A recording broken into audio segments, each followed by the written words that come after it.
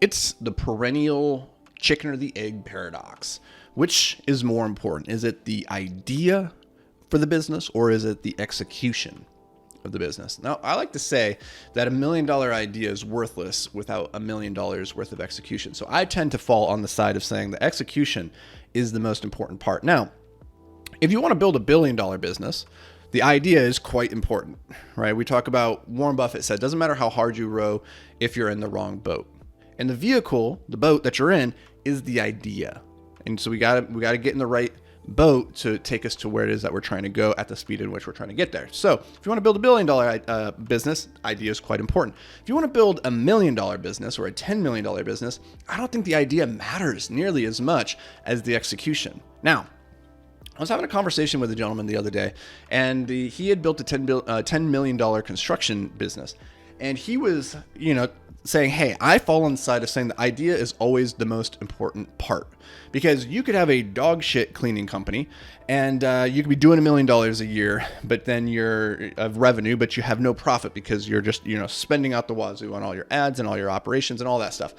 And my stance on this is there's actually a third part of the equation that kind of gets lost between idea and execution. So between idea and execution, there is this thing called the plan. The plan is the bridge between idea and execution. It makes the dream a reality. For instance, the idea could be that I want to go to Oregon and I want to start a new life and get some new land. I'm going to take my family out there. We're going to start a farm and we're going to be Oregoners. Okay. My plan is that I'm going to take my oxen, I'm going to take my cart, we are going to go along the Oregon Trail, and we're going to go to Oregon. That's the plan. That's the strategy, right? That's the business plan. The execution is, I need to ford this river, so I need to make a raft. Okay? Now, the idea is the destination. It's the goal. I want to build $1 million dog cleaning business. I want to build a $10 million software as a service business. I want to build a $100 million real estate portfolio, whatever. That's the idea. The plan is how you're going to do that. I'm going to do this by taking this path. I'm going to do this by taking that path. And then the execution is, how do you actually walk that path? Now, if you've ever played Oregon Trail in this example, if you don't build your raft very well, your oxen are going to die trying to ford the river, right? And for me, the idea of where we're trying to go, whether it's Oregon or it's California, doesn't really matter all that much in my estimation, as much as it is your plan and your ability to execute against that plan. And I share this with you because I think sometimes we get so inside of our heads as entrepreneurs that we need to be chasing the biggest, best idea. We spend so much time sitting on the sidelines over-analyzing every little possible nuance of an idea before we actually try to go and implement it. And it's really in the implementation, the execution of the plan that we come to realize whether or not the idea was even good in the first place. So the reason this really popped off in my mind was this gentleman on Twitter the other day.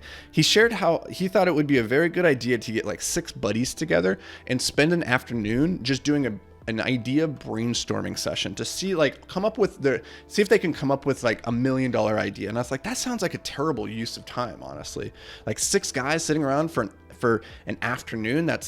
You could just take an idea, take all that time and energy with all those dudes and actually go and try and sell the thing and try to make a profit on the thing. And you would get so much further. You get so much more data than you would just sitting around pontificating. And I just see so many people, so many would-be entrepreneurs, so many entrepreneurs get stuck in the cycle of like overthinking the idea as though that's the thing that's going to put money in the bank. And the truth is it's not. The execution of the plan is what makes the idea a reality. So focus on the right part of that. Just get an idea good enough, create a plan good enough, and then start executing it.